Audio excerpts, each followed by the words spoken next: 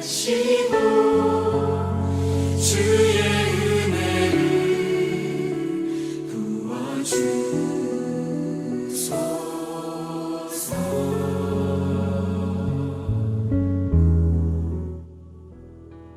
내가 궁핍함으로 말하는 것이 아니라 어떠한 형편에든지 내가 자족하기를 배웠노니 내가 비천에 처할 줄도 알고 풍부에 처할 줄도 알아 모든 일에 배부르며 배고픔과 풍부와 궁핍에도 일체의 비결을 배웠노라. 내게 능력 주시는 자 안에서 내가 모든 것을 할 수 있느니라.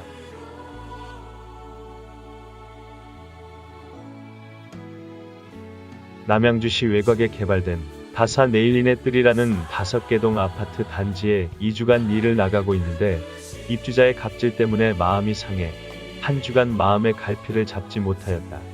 그들이 고작 갑질할 수 있는 상대는 CS센터의 담당자들인데 사실은 그들이 CS센터에 갑질을 해도 단종사에서 파견된 우리 작업자들에겐 CS센터에서 뭐라 할 수가 없는 이상한 관계에 처해 있다. 일을 제대로 안 하면 CS센터가 힘들어지기 때문에 CS센터는 우리에게 늘 부탁하는 입장이다.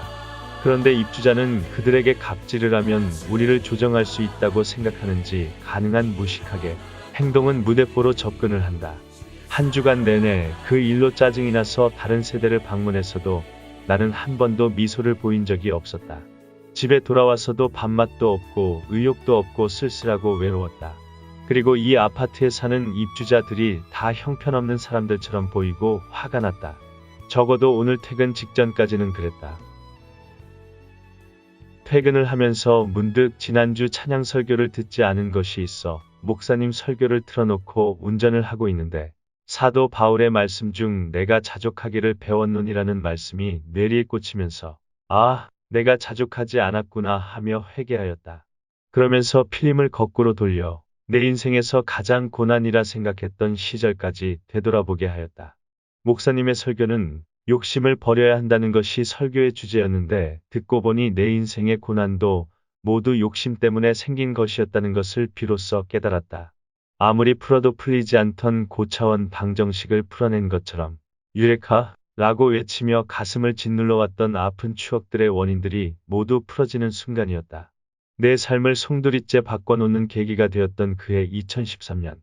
중국에서 모함을 받아 자칫하면 최소 15년 유기징역에서 사형까지도 받을 수 있었던 그해. 주요 횡령 혐의가 무혐의로 밝혀질 때까지 나는 11명의 사형수와 함께 감옥에 있었다. 중국의 법이 우리랑 다르다는 것과 공산당의 파렴치함을 몰랐던 그때.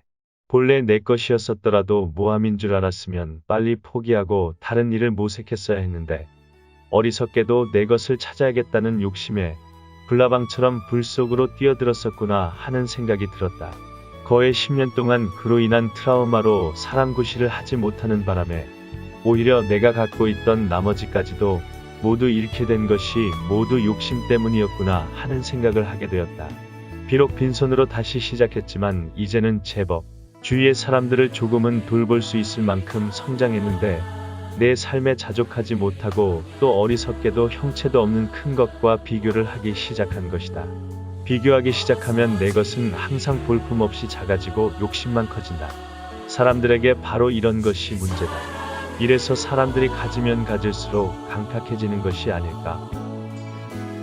돌이켜보니 2주 동안 일하면서 두 세대를 제외하고는 대부분 좋은 사람들이었다. 그리고 냉정하게 말하자면 그들은 내게 갑질을 한 것이 아니고 CS센터에 갑질을 한 것인데 왜 내가 CS센터를 대신하여 화가 났던 것일까? 아마 내가 노가다라서 저들이 나를 함부로 무시한다고 생각했기 때문일 것이다. 오늘 이렇게 다시 한번 하나님과 동행하고 있음을 발견하는 나의 삶은 아마도 축복일 것이다. 그렇다면 하나님께서 나를 빈손으로 해방시키고 새로운 삶을 살게 하심은 내게 어떤 의미를 쥐어주시려고 하신 것일까? 어쩌면 낮은 곳에서 욕심을 버리고 하나님의 말씀을 실천하며 살아가는 삶. 아마도 그런 소박한 의미가 아닐까. 조이사는 토요일인 내일은 동탄으로 출근을 했다가 다음 주에 다시 다산 에일린의 뜰 아파트로 출근을 하라고 한다. 다음 주가 참 기대가 된다.